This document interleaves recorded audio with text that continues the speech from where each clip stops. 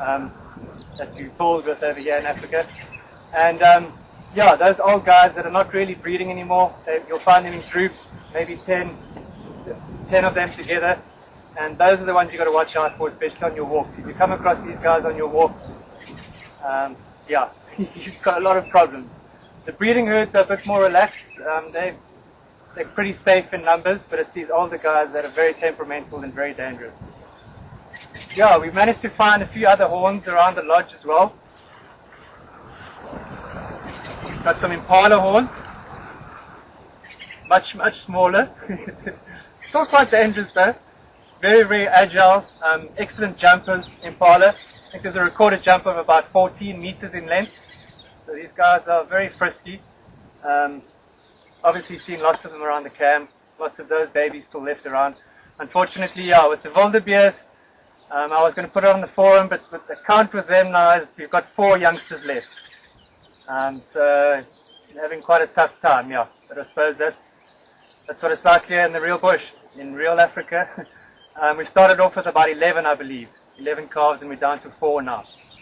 So hopefully these 4 make it. And springbok horns. We don't have any of these antelope around here. They're more in the drier parts in Nkorho in South Africa. Also beautiful antelope. We used to have stuck millions of them in Africa. They were all hunted out. When the colonials came down here, they were hunted for sport. We used to have the same amount of them as the migration of wildebeest up north in Kenya, the same amount of numbers of springbok here in Africa. I think the last migration they used to do from the little Nkorho to the greater Nkorho was in 1910, I believe. That's when the last migration was done with them. And it measured 120 kilometers in length. All you saw was springbok for 120 kilometers. So that must have been an amazing sight to see that.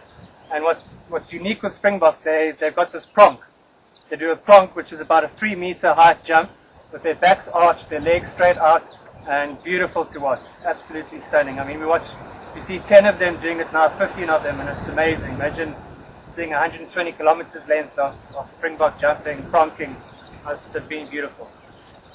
So yeah, I think that's all I can wing up for now at the moment, on a bit of short notice. But yeah, I'll speak to you guys shortly. We'll cover some more about the disease of how this buffalo died, and then on to the next things to show you. Cheers guys, take care.